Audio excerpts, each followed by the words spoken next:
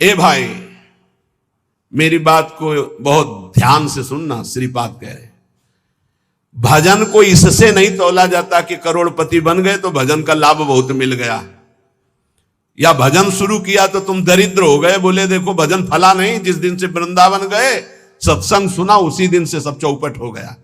दोनों बातें समझना। महारंकत्वे वा परम विभवे सिंगे पे है। अगर रसिकों के संग का रंग चढ़ेगा तभी इस मार्ग में चल सकते हो, नहीं तो फिसलन ही फिसलन है। महारंकत्व हो सकता है जिस दिन से भजन शुरू करो उस दिन से शुरू हो जाए तुम्हारा पाप का संयोग जो पूर्व जमा हुआ है, क्योंकि नष्ट होकर अब तुम्हें भगवत प्राप्ति करानी है। कल एक साधक भारी रोग से ग्रसित, और वो बोला कि हमें लगता है कोई वैष्णव अपराध बन गया। क्यों? नहीं, ये शरीर में। अरे बावरेपन में हम कह रहे शरीर रोग से ग्रसित है तो बुद्धि को तो स्वस्थ रख ले। बुद्धि रोगी हो गई तो शरीर स्वस्थ होने पर भी महान नरक जैसा उसको दिन और रात व्यतीत होता है, नारकी भोगों का चिंतन करते हुए। कोई अपराध तब बनता है जब अहंकार होता है, ध्यान रखना। और तुम जो सब शरणागत हो, रोज ऐसा मंजना लगता है कि तुम्हारे अहंकार चढ़ पाएगा।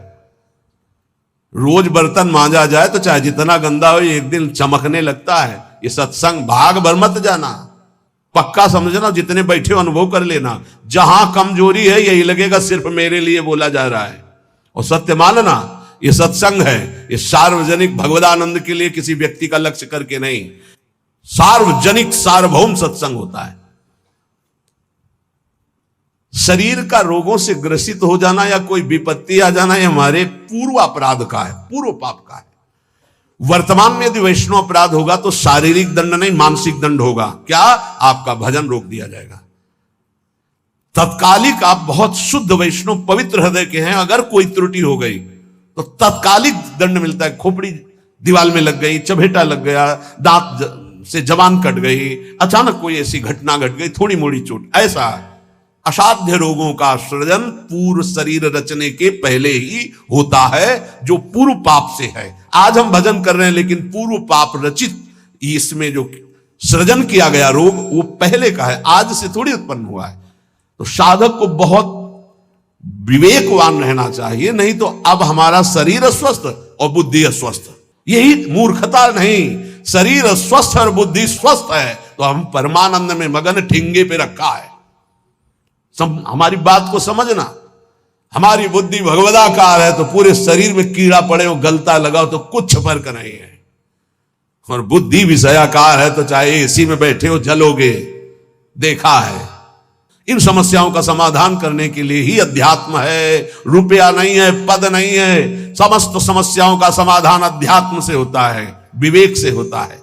ध्यान दीजिए, परमार्थ पे चल रहे हो तो महारंकत्वे वा परम विभवे, हमारे कदम नहीं रुकेंगे चाहे हमें ऐसी परिस्थिति दे दी जाए कि भोजन के लिए भी तरसने लगे, और चाहे परम विभवे। ऐसा होता है, ये ना सोचे दोनों बातें होती हैं।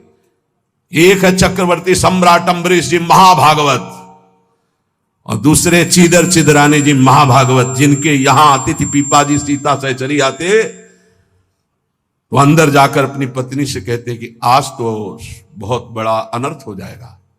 उनका क्यों भगवान? बोले बहुत बड़े संत अतिथि आए और आज हमारे पास कुछ नहीं है। जरा विचार करना, उनके घर में दरवाजे और खिड़की भी नहीं रह गई थी। क्यों? संत आते तो खिड़की बेचे आए, 4 मुट्ठी चावल उबाल कर उनको पवा दिए, दरवाजा बेचे। मिट्टी का पात्र था जिसमें रसोई अमनिया करते थे, कुछ नहीं रह गया था जो बेचा जा सके। एक वस्त्र शरीर में था चिदरानी जी के। उन्होंने कहा भगवान अतिथि भूखा नहीं जाएगा। पढ़ के देख लो भक्तमाल जी में श्री नाभा जी ने चरित्र लिखा, जो दिव्य दृष्टि संपन्न महापुरुष। कहा कैसे? बोले वस्त्र है ना कुछ तो बिक ही जाएगा, तो अतिथि को कुछ ना कुछ 4 मुट्ठी चना ही मिल जाएगा। अतिथि तो भूखा नहीं जाएगा, संत तो भूखे नहीं जाएंगे। और महाभागवत जिनके दर्शन करने द्वारिकाधीश के दिव्य दर्शन करके सीता सहचरी और पीपा जी आ रहे हैं, उनके दर्शन करने। स्थिति क्या है? खाने पीने की तो बात जाने दो, पहनने के लिए भी सीधे वस्त्र नहीं, एक ही वस्त्र था चिदरानी जी के, उतार के दे दिया। बेचा जाके जो कुछ बिका, जो कुछ भी रूखा सूखा पत्तल में लगाया और बाहर पीपा जी सीता सहचरी के साथ पाओ भगवान। वो समझ गई, स्थिति महारानी थी बहुत प्रवीण, समझ गई कि भोजन देख के समझ गई कि स्थिति क्या, घर देख के उनकी वेशभूषा। तो उन्होंने कहा कि भक्तानी जी को भी बुलाओ, चारों बैठ कर पाते जो भी है। वहां नहीं आप पाइए, वो तो रसोई में है। तो उनका फिर क्या होता, मैं रसोई से लिवा लाती हूं। अब उनको अगर पीपा जी कहते तो शायद चीदर जी कहते कि आप रुक जाओ, लेकिन सीता सहचरी जी तो सीधे रसोई में गई तो दिगंबर बैठी थी। समझ गए देखते अंदर घर का हाल देखकर उनको आंसू आ गए, क्योंकि महारानी रह चुकी है वो स्वयं तो परम वैराग्य से रहती थी, टाट लगा के, महारानी होते हुए भी टाट लगा करके भगवान की भक्ति में। सीता सहचरी जी बहुत ही ज्ञान संपन्न देवी, देखते ही उनको समझ में आ गया कि वो अकिंचनता की हद है इनके घर में, खाने के लिए दाना नहीं, कहीं कुछ नहीं।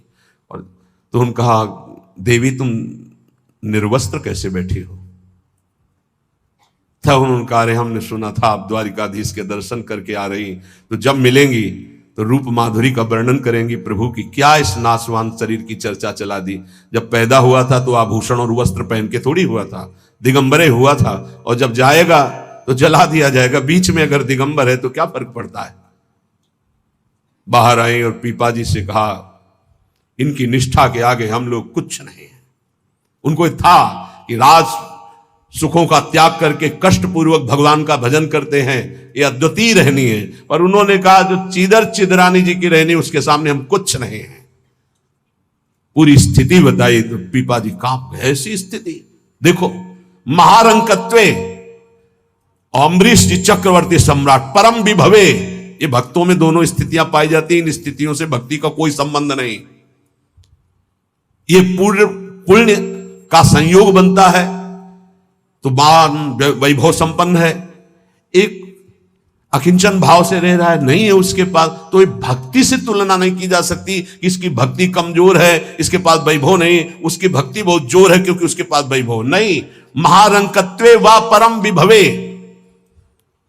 भक्ति से इसकी तुलना ना की जाए कि उनकी भक्ति जोर की है, खूब सुख संपन्न है, और उनकी भक्ति रंग नहीं ला रही। देखो खाने पीने की भी व्यवस्था नहीं, भक्ति का रंग अलग होता है।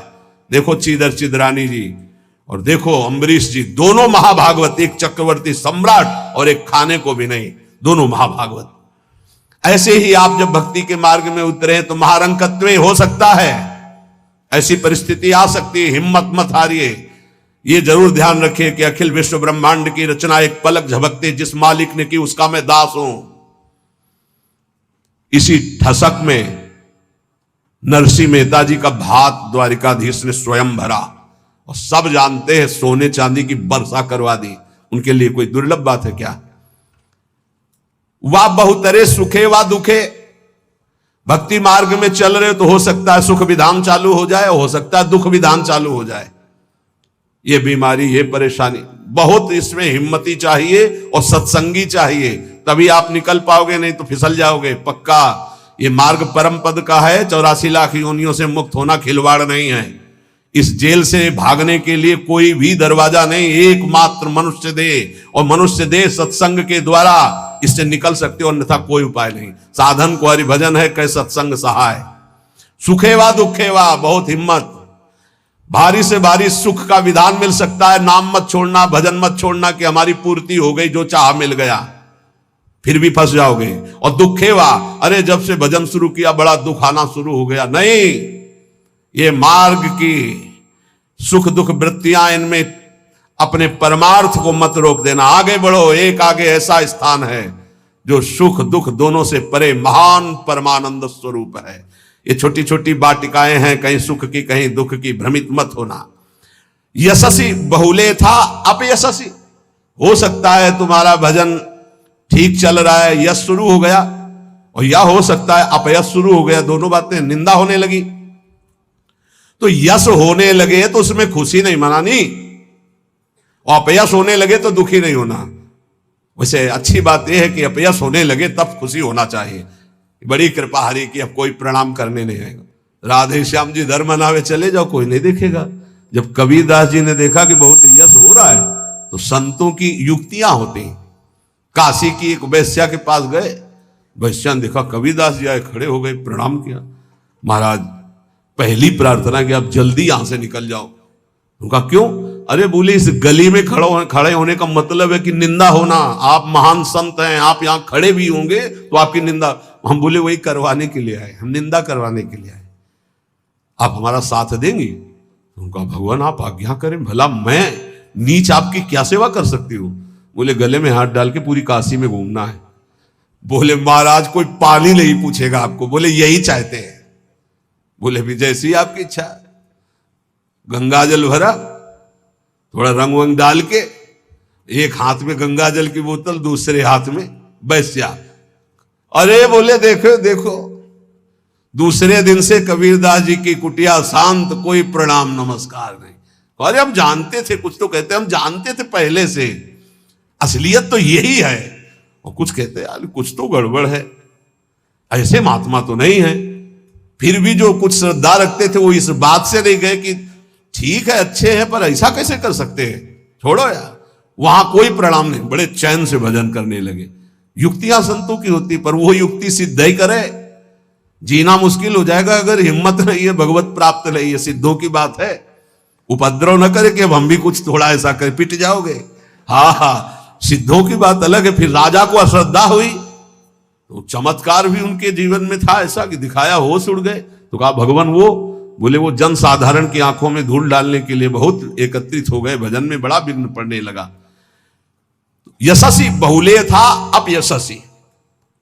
देख लो भक्ति का मार्ग, आप खिलवाड़ मत समझो। महारंकत्वे व परम विभवे, मेरे कदम नहीं रुकेंगे, चाहे भिखारी बना के रखो, चाहे चक्रवर्ती राजा बना दो। बहुतरे सुखे वा दुखे वा, भारी सुख दे दो या भारी दुख दे दो, कदम नहीं रुकेंगे आपकी तरफ से। यशस्वी बहुले था अपयशस्वी, चाहे यशस्वी बना दो चाहे निंदा कराने, खूब निंदा कराओ, हमें मार निंदा हो तो भी हमारा मार्ग नहीं रुकेगा। आगे मणौवा लोस्ट्रे, चाहे मणि दे दो और चाहे माटी के घरौंदे पे रखो, हमें कोई फर्क नहीं पड़ता। महलों में रखो चाहे झोपड़ी में वास दो। सुहृदे परम व द्वेष्यति, सब लोग हमें प्यार करें या सब हमसे द्वेष करें, कोई फर्क नहीं पड़ता, हम अपने मार्ग पर चलेंगे। समा दृष्टि नित्यम मम भवति वृंदावन जुषहा, मैं ऐसी सम दृष्टि रख के चलूंगा। हे वृंदावन धाम, मुझे सामर्थ्य प्रदान करो कि मेरे कदम किसी भी स्थिति में लड़खड़ाए नहीं। ये बहुत बड़ी बात है।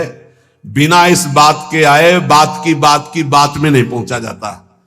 ये बहुत हिम्मत की बात है। इस शूरवीर का मार्ग है। दुख आवे या सुख, संपत्ति आवे या विपत्ति, यश आवे या अपयश, महलों में रखे चाहे झोपड़ी में, हर स्थिति में हमारी भक्ति में कभी नहीं होने वाली, ये निष्ठा रखे।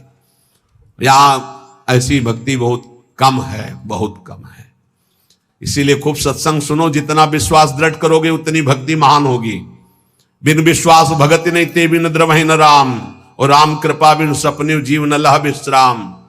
हित ध्रुव जो विश्वास है तब ही सुधरे बात, ना तरु माया पंथ में फिरे जो टक्कर खात। और ये स्थिति समत्व की तभी आती जब इष्ट में ममत्व हो जाता है कि अब आपको नहीं छोड़ सकते, चाहे जो कुछ हो जाए प्रभु, चाहे जैसी परिस्थिति हो।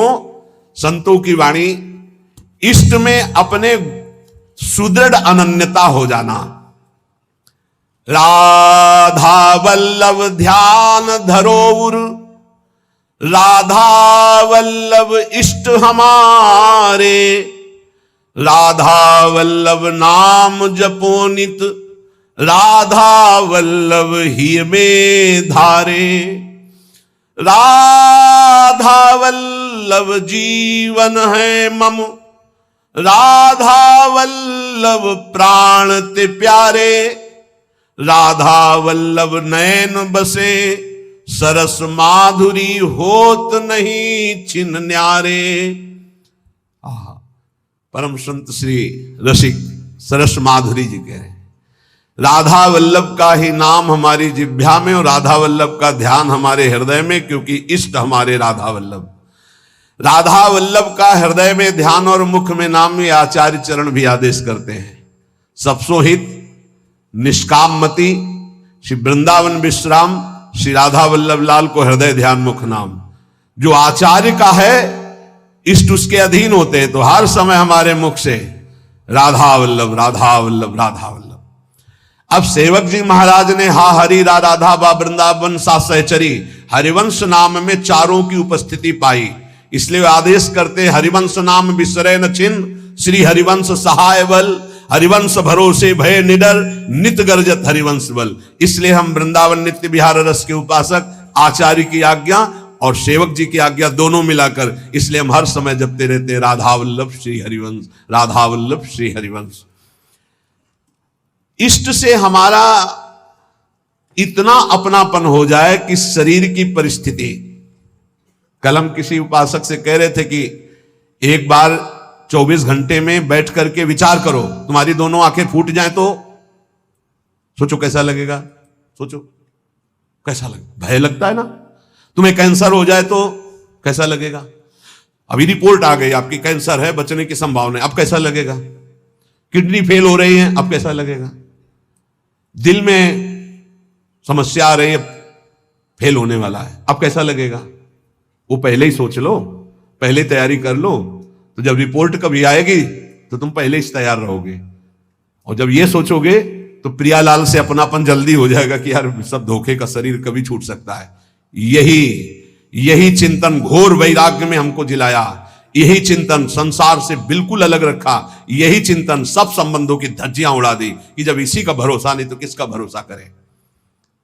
क्योंकि ऐसे तो उपासक को बहुत मगन होकर साधन में लगते देखते हैं, जब शरीर बीमार होता है तब जो चेहरे का रंग उतरता है वो हमें अच्छा नहीं लगता। ए बहादुर होके मरने के लिए नहीं आए हो क्या। वृंदावन काहे के लिए आए हो। यहां जानते हो काहे के लिए आया जाता है। यहां मरने के लिए आया जाता है। मन मरा तन मरा सब मरने के लिए। मनई मारी तनहारी के वृंदावन में गाज। यहां चिदानंद रूप में हमें स्थित होना है, जिसमें कोई जुकाम बुखार किडनी लीवर है ही नहीं। ये सब नहीं है। खूब मीठा खाओ शुगर नहीं होगा, खूब पकवान खाओ लीवर नहीं खराब हुआ ही नहीं लीवर है। और खूब मिलता है 56 प्रकार के भोग। कहां। श्री जी का उच्छिष्ट, श्री जी के समीप। अरे तभी तो कह रहे खूब नाम जप करो। ये तो बहुत घटिया शरीर है, बहुत घटिया शरीर है। और ऊपर से मार इसे सजाए हो, नहीं सजाए, इतना गंदा है। हम इसलिए कह रहे इसे थोड़ा वैराग्य धारण करो। कौन सा बढ़िया है, कौन सा बढ़िया इसमें क्या है इस शरीर में जो बहुत प्यार कर रहे हो। बस चमड़ी का ऊपर खेल है। तो अज्ञानी पुरुष चमड़ी से प्यार करता है, ज्ञानी पुरुष तो तत्व से प्यार करता है। शरीर बीमार हो गया तो तुम बीमार हो गए क्या भैया, पर चेहरा उतर जाता है, ये हमको अच्छा नहीं लगता। चेहरा प्रसन्न होना चाहिए कि अब जाने का नंबर आ रहा है, खुशी होनी चाहिए। जैसे नव विवाहिता और गमन हो रहा है उसका अपने पति से मिलन के लिए, तो कैसा अपने परिवार का थोड़ा वियोग तो होता है, रोते माँ से बका, अंदर बड़ी खुशी रहती है। हाँ, यद्यप हम सबको बहुत प्यार करते हैं, रोएंगे नहीं, हमारा भाव खराब हो जाएगा। हमारा रोना श्री जी के लिए होगा। जब उपासक को देखते कि अमुक रोग और चेहरा उतर गया तो लगता है कि नहीं यार, सिंह का बच्चा नहीं है तू, प्रेमानंद का बच्चा होकर के तू उदास हो जाए। नहीं यार, फांसी का भी अवसर आने पर हमारे देशवासियों ने जय हिंद बोलकर फांसी चढ़ाई यार, देशभक्ति में। फिर तुम श्यामा श्याम के भक्त हो, शरीर रोगी हो गया तो मुस्कुराओ, उछलो उछलो, नाचो बाके कि जाना है श्री जी के पास यार। अब तो हमें लगता है सर्टिफिकेट बढ़िया बन, बोले कैंसर ठीक हो गया तो उदास हो जाओ, पास रोक दिया गया क्या कुछ दिनों के लिए। हम तो सोच रहे थे जल्दी मिलेंगे। ऐसा ही होना चाहिए। जब रोग बढ़े और जाने की बात आवे तो खुशी मनावे कि श्री जी के पास जाना है। लेकिन श्री जी के पास जाने के तो तुमने सोचा ही नहीं था, इसीलिए तुम उदास हो गए। इस सत्संग को समझो। रोज अपने अंदर कोई ना कोई विचार करो कि अगर किडनी फेल हो गई तो, अगर दिल फेल हो गया, ये सब फेल होने वाले हैं, तो तुम्हारा दिमाग सही रहेगा। नारायण स्वामी कहते हैं जो दो को याद करता है वो आगे बढ़ जाता है। एक तो श्री भगवान को मत भूलो, दूसरे मृत्यु को मत भूलो। मरना है, काहे को पाप कर रहे हो। काहे को उद्दंडता कर रहे हो, अधर्म आचरण कर रहे हो, जाना है यहां से। तो हम सब उपासक से प्रार्थना करते हैं, पहले ये बताओ कि भगवत मार्ग में जाने के लिए आए हो या रहने के लिए? जाने के लिए आए हो ना। कहां? श्री जी के पास। तो अगर बुलावा कैंसर रूप में आए तो उदास क्यों हो रहे हो? कैंसर सर्टिफिकेट है श्री जी से मिलने की, किडनी फेल सर्टिफिकेट है। हे, ऐसा नहीं, सिंह के कभी सिंहार नहीं पैदा होते। भगवत मार्ग के साधकों के अंदर कभी एक कायरता, मृत्यु का भय नहीं आता। मृत्यु का भय, रोग आते ही तुम्हारे को भयभीत कर देगा कि हे अब तो क्या होगा। अरे अब वही होगा जो हम चाह रहे थे, अब श्री जी मिलेंगी पक्का। मस्ती छानी चाहिए, नाचना चाहिए श्री जी के पास। श्री जी से प्रेम नहीं है, शरीर से प्रेम है, सच्ची मानना। और ये हो गया रोगी तो अब चेहरा उदास हो गया। क्यों? क्योंकि गया हमारा सुख, यही सुख था हमारा। इसीलिए रोज सत्संग में कह रहे हैं कुछ नहीं है, ये मलमूत्र का भांड है, इसमें कुछ प्यार मत करो, कहीं सुख नहीं है। केवल तुम्हें पागल बना रही माया, पागल समय नष्ट करवाया जा रहा है, तुम्हारा भगवत चिंतन छुड़ाया जा रहा है। वो देख के मुस्कुरा दिया, पूरा चिंतन गया। और हमारी श्री जी मुस्कुरा रही, तुम्हें उधर नहीं दिखाई दे रहा? आवत सी वृषभानु दुलारी, रूप राशि चतुर शिरोमणि, अंग अंग सु बुद्धि मारी गई सारी। हाँ, पांच भौतिक शरीर मुस्कुरा रहे, उनकी मुस्कुराहट में अभी तो अप्सरा ले उतरी। विचार करो, देवलोक भूलोक रसातल, सुन कवि कुल मत डरिए, सहज माधुरी अंग अंग की कह कासो पट दे। जिनकी मुस्कुराहट में लाल, वो हमारी स्वामिनी हो यार। ऐसी श्री जी के शरणागत होकर किसी की मुस्कुराहट, त्रिभुवन में कोई पैदा नहीं हुआ कि मुस्कुराहट हमारी श्री जी की प्रभाव जो डालती उससे कोई अलग प्रभाव डाल सके। क्यों आपको डालती? क्योंकि श्यामा श्याम की अनन्यता नहीं।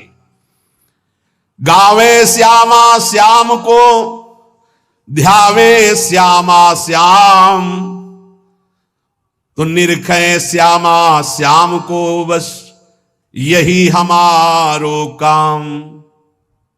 कुछ कठिन नहीं है श्यामा श्याम से मिलना, सच्ची बात कह रहा हूं, हृदय की बात कह रहा हूं।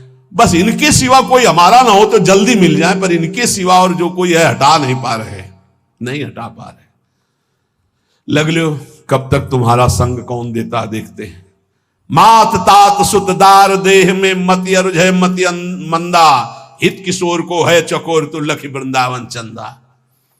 कोई तुम्हारा नहीं प्यारे। जिस दिन हृदय में आ जाएगा श्यामा श्याम के सिवा कोई नहीं है, तो सच्ची मानिए ये गलवैया दिए मुस्कुराते आपको आकाश में देखोगे तो आकाश में, धरती में देखोगे तो धरती में, दसों दिशाओं में जिधर दृष्टि जाएगी यही आएगा, निहाल हो जाओगे। बहुत रिझवार ठाकुर है जुगल सरकार, बहुत रिझवार। ये जो हम बोल रहे हैं ना, पक्की बात समझ, बहुत रिझवार हैं, पर आपका कोई है इसीलिए वो सामने नहीं आ रहे। जिस दिन आपके हृदय में कोई नहीं होगा उसी दिन, हाँ, यह जोरी अविचल वृंदावन ना ही नान सो काज। बोले गावे श्यामा श्याम को, ध्यावे श्यामा श्याम। श्यामा श्याम कैसे बसे होते हैं? यही है, बिल्कुल यही है। बस तुम्हें दिखाई इसलिए नहीं दे रहे कि तुम्हारा कोई हृदय में और है। नहीं, जैसे ये कैमरा खड़ा है ना, देखो जुगल कैमरा खड़ा है, ऐसे गलवैया धारे खड़े हैं, तुम्हें कैमरा नजर आएगा और यही वो खड़े हैं। बस अपनापन केवल उनसे हो, सच्ची माने, वो देख देख के मुस्कुरा रहे हैं। बस ये जरूर है कि तुम्हारे ऊपर कृपा दृष्टि हो चुकी है, बस तुम अपनी कृपा कर लो। इनके सिवा किसी को अपना मत मानो, बहुत जल्दी दर्शन हो जाएंगे, बहुत जल्दी। जिस समय जीव के हृदय में केवल ये, बस आपके सिवा कोई, उनको समझाने की जरूरत नहीं, सफाई देने की जरूरत नहीं, वो इंतजार कर रहे हैं केवल इसी बात का कि संत संग से, गुरु कृपा से तुम सब संबंधों का, सबकी ममता ताक बटोरी, मम पद मन ही बांधी बरडोरी। बस केवल इतनी साधना है, बहुत जल्दी लाभ प्राप्त हो जाएगा, बहुत जल्दी। गावे श्यामा श्याम को, ध्यावे श्यामा श्याम, तो निरखें श्यामा श्याम को, यही हमारो काम, यही हमारो काम। नाम दंपति लो लागी, निज सेवा सुख रंग महल लीला अनुरागी, सरस माधुरी रंग रंगे मदमाते डोले, और मिले रसिक सजाती संग खोल अंतर ते मृदु बोले। अगर सजाती रसिक जन मिल जाए तो प्रेमी जनों का हृदय खुलकर उनको प्रेम रस में डुबोता है। नहीं तो रात दिन अपने श्यामा श्याम का गायन, उन्हीं में चित्त को डुबोना। अब जो भजन नहीं कर रहे, संसार के राग रंग में मगन है, भोगों में, उनको ये समझना चाहिए कि ये ना भोग रहेंगे ना आपका शरीर रहेगा। बार बार इसीलिए समझा रहे कि यही हमारी भगवत विमुक्ता श्यामा श्याम के सम्मुख नहीं होने दे रही। जगत में रहना है दिन चार। एक बड़े जमींदार थे, उस समय मोटरसाइकिल नहीं निकली थी। साइकिल आ जाती थी गांव में तो 20 लोग देख ले जाते थे। नई साइकिल आई उनके, नई साइकिल लाए थे। पान की दुकान में साइकिल चढ़े गए और बोले पान लगाओ। बोले देखो तुम लगाओ, हम लौट के आ रहे हैं। और जो उन जिनसे मिलने जाना था 5 मिनट की बात थी, वहां मिलने गए, साइकिल खड़ी करके उतरे, गिरे, वहां पान लगा, पान का संयोग नहीं था, शरीर छूटा और चले गए। इस शरीर का कोई भरोसा नहीं है। आप सत्संग सुन रहे हैं, कल सत्संग सुनाने वाला या सुनने वाला, इसका कोई भरोसा नहीं। पक्का बहुत धोखेबाज शरीर है। चेत हेत कर हरिसो प्यारे, हरि सुमिरन को बार, जगत में रहना है दिन चार। एक ही उपाय है नाम जप। जितना नाम जप कर लोगे उतना तुम्हारा मंगल हो जाएगा, लोक परलोक सर्वत्र। घरक पलक का नाही भरोसा, मौत बिछाया जाल। जैसे कोई शत्रु कदम कदम पे जाल बिछा दे, ऐसे मौत तुम्हारे लिए जाल बिछाए, कभी भी कुछ हो सकता है। बहुत पश्चाताप हुआ था जब वो ये घटना सुनी थी। वो सेवा कुंज में सेवा करते थे। 4-5 शिष्य आए धनी मनी और कहा कैसा स्वास्थ्य है, तो उनका थोड़ा शुगर बढ़ी हुई। बोले हमारे यहाँ बहुत बढ़िया डॉक्टर है, चलो। बहुत उनको प्रेस किया और वृंदावनवासी रजोप उपासी उनको ले गए। शुगर तो ठीक नहीं हुई, शरीर पूरा हो गया। जब उस समय जाया करते तो जब सुना, एकदम हक से हृदय में हुआ कि ये शिष्यजन ये प्रियता दिखा करके कैसा घाटा कर देते हैं साधु का, कैसा जीवन व्यर्थ बनाने की चेष्टा कर देते। अरे हम लोगों की निष्ठा है रजरानी में, हमारा शरीर यहां छूटे हमारी अंतिम आकांक्षा है, चूक ना हो जाए। कोई घड़ी कोई भी पल हमारा शरीर छूट सकता है, इसलिए हमें अपनी निष्ठा में रहना है। देखो इतना तो मान ही लो, निरंतर भगवदाकार वृत्ति होना बहुत कठिन बात है। वो किसी किसी में होती है, लाखों में किसी एक के। बातें बनाना अलग बात है। जब भरत जैसे महात्मा से चूक हुई हिरण का चिंतन बन गया, तो हम जब गृहस्थों के घर में जाकर के रहेंगे, उनके बच्चे, उनका परिवार, खान पान सुख सुविधा, तो हमारा चित्त जो पूर्व संस्कार से युक्त है वो फिसल कर कहीं ममता कर सकता है। जब राज परिवार का त्याग किया भगवत प्रीति के लिए, तो हिरण के पुत्र में ममता हो गई, तो मनुष्य के पुत्र में, पुत्री में, संसार में ममता हो जाना कौन सी। पता नहीं अंतिम समय कहां हमारा चिंतन फंस जाए। तो बोले ये तो यहां भी हो सकता है। यहां एक सुविधा है, अंतिम समय यहां वृंदा सखी का शासन है पूरे वृंदावन में। अंतिम समय सखी उसके हृदय में राधा नाम स्फुरित करती जो यहां शरीर छोड़ता है। महत अपराधी, घोर वैष्णव अपराधी भी होगा तो उसका एक जन्म और होगा इसी रज में, किसी कीड़ा मकुड़ा जीव जंतुर भूत प्रेत जो भी, अगला जन्म उसे भगवत चरणारविंद में पहुंचा दिया जाएगा, क्योंकि उसे राधा नाम सुनाया जाएगा। यहां की बात, अनुभव छाती की बात कहता हूं। जिस समय यहां कोई शरीर छोड़ता है तो परम कृपालु प्रिया जी की सहचरियां राधा नाम सुनाती हैं। तो हमें इस बात पर विश्वास है कि अगर हमारा चिंतन भी बिगड़ रहा होगा और हम इस रज में शरीर छोड़ेंगे तो श्री जी की सखियां हमारा चिंतन बना देंगी राधा नाम का। अंतिम लक्ष्य हमारा सुधर जाए, पूरे मनुष्य जीवन का परम लाभ हो जाएगा।